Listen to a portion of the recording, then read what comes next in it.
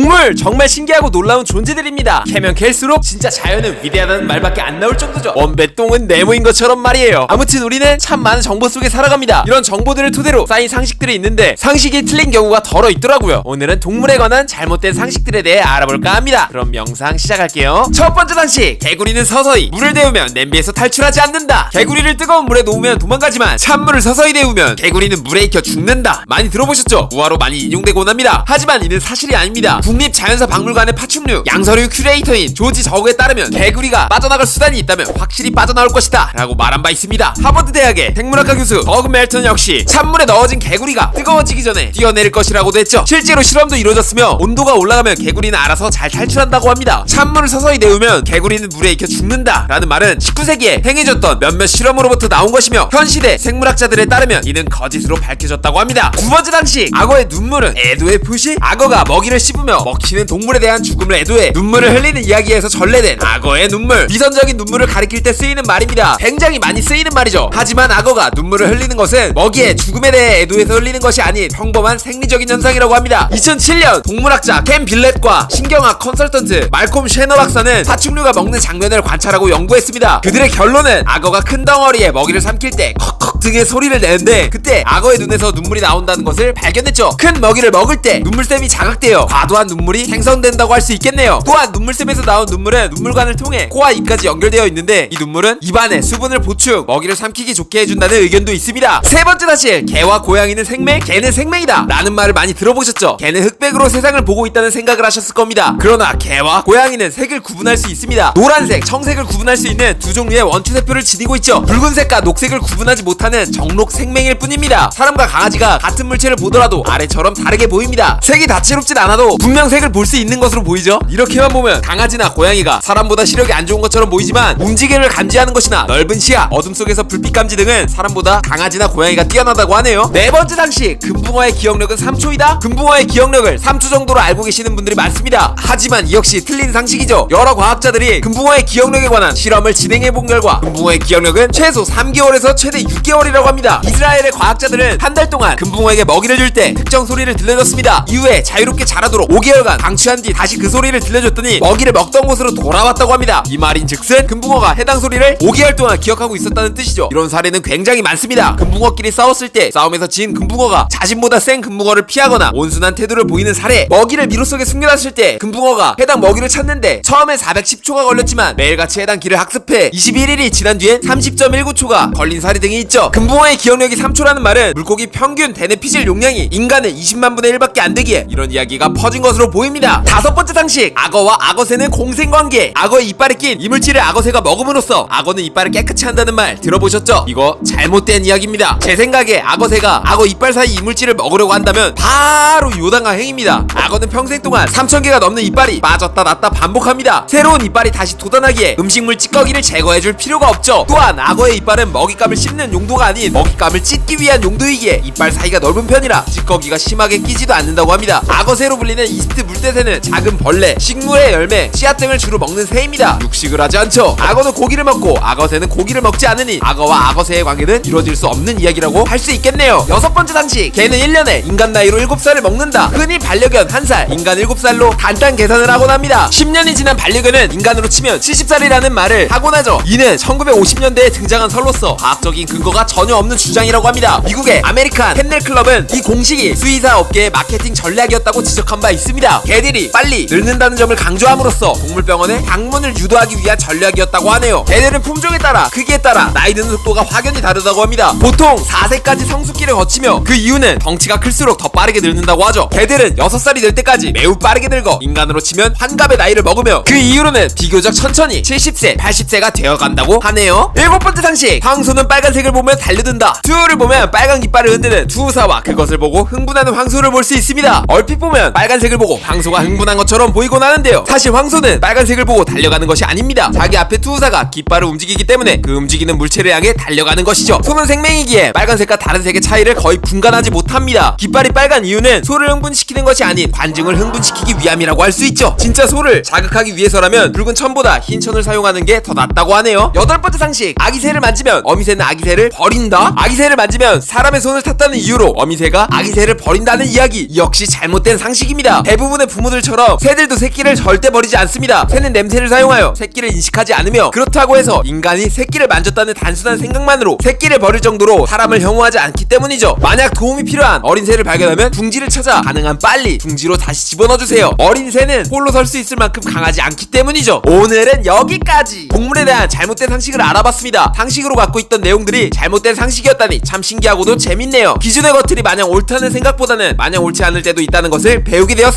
이상 차트로 말하는 남자 차말남이었습니다. 오늘도 영상 봐주셔서 감사드립니다.